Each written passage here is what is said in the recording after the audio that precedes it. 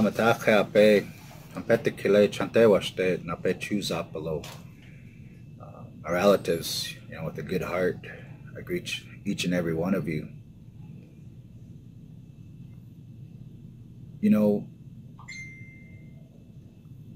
When I first became aware of the Dakota Access project was in October 2014, when Dakota Access and Energy Transfers came to the Staniwak Sioux tribe to make them aware of the project that was going to go just off of our northern border of our reservation.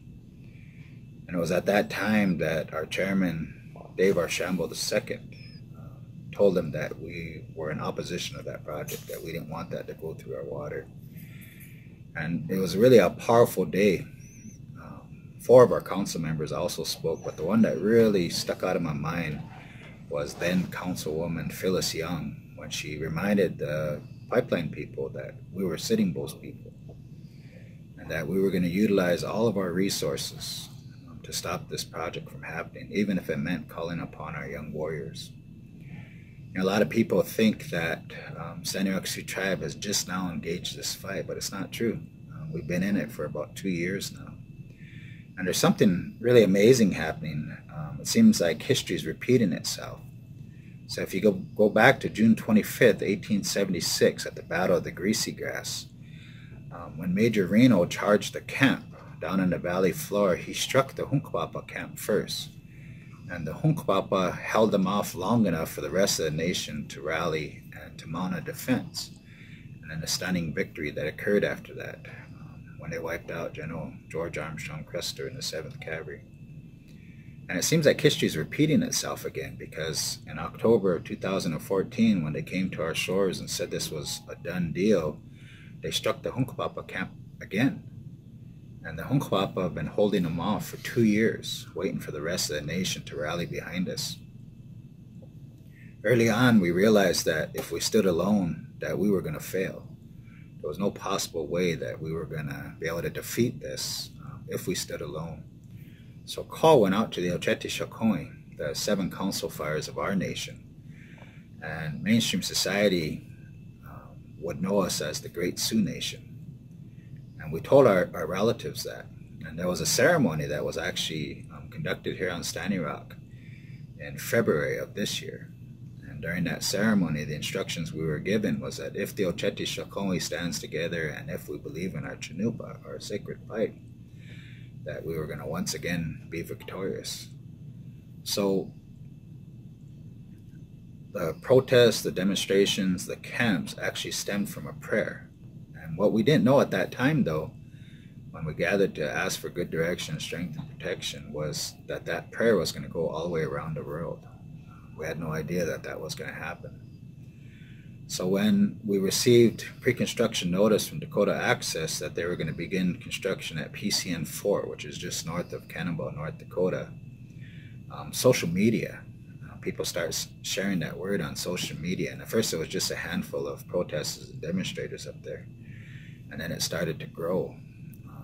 Literally within a few days, there was that camp sprung up overnight. And there was over 1,500 people there initially.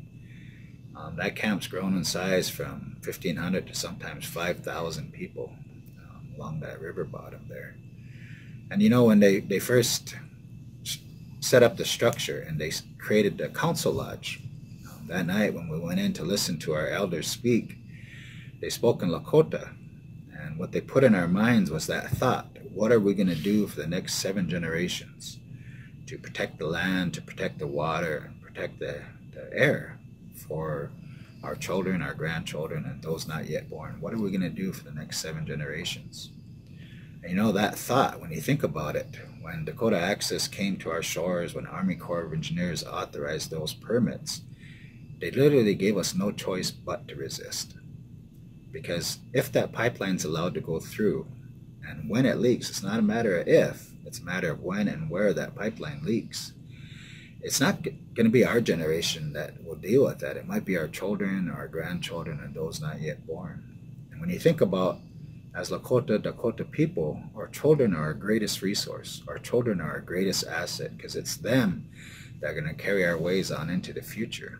So as such, they're not expendable. And that's what this fight is really about. it's about the future of our people. And it's grown in such a way that we were never able to predict this. Now when we go to that camp and we look around, at first the elders said we hadn't seen a gathering like this in 140 years where the Oceti Sakowin stood together.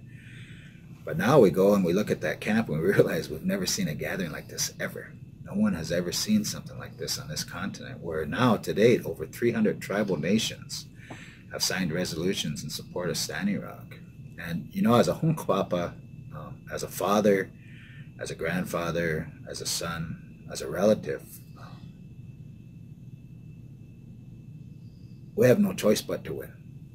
We have to defeat this. So when I see videos on social media, of people in Seattle, Washington, holding up signs saying, we stand with Standing Rock, or I see pictures of people in Ireland holding up signs that say NODAPL, or pictures of children in Japan holding up signs saying NODAPL, it's become an emotional thing for me. Because now we realize we're not alone. The whole world is starting to stand up and take notice. And it's really a powerful time to be alive. But we have to stick with our protocols. We have to stick with what our instructions were. And that was that the Oceti Sakowin needed to stand together, and we needed to believe in our Chanilpa.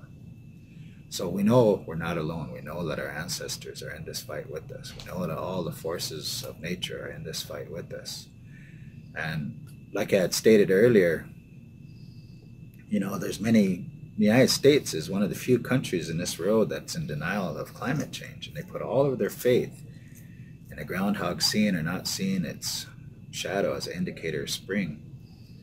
And that's the mentality we're up against. That's the disconnect that we're up against. And climatologists are of the opinion that we have about a 10-year window frame here where we can affect climate change. We can help Unchimaka, Grandmother Earth, to heal again. But that takes all of us. We all have to bring climate change to the forefront again. But also we need to start having conversations about how do we have a smaller ecological footprint on the land.